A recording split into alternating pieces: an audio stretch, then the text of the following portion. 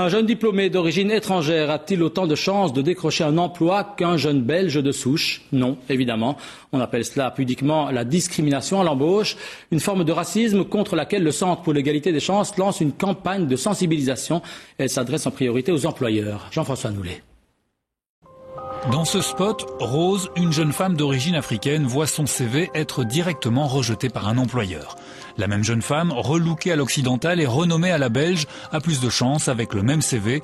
L'employeur retient la candidature. Ce clip, réalisé par le Centre pour l'égalité des chances, sera diffusé sur Internet.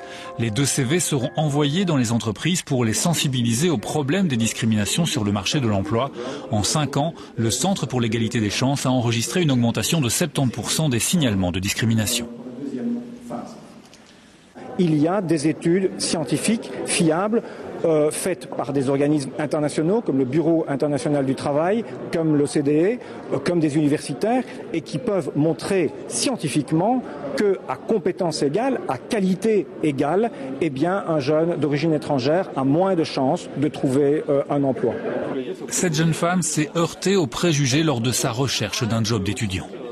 Je me suis présentée à une agence pour mon premier job étudiant.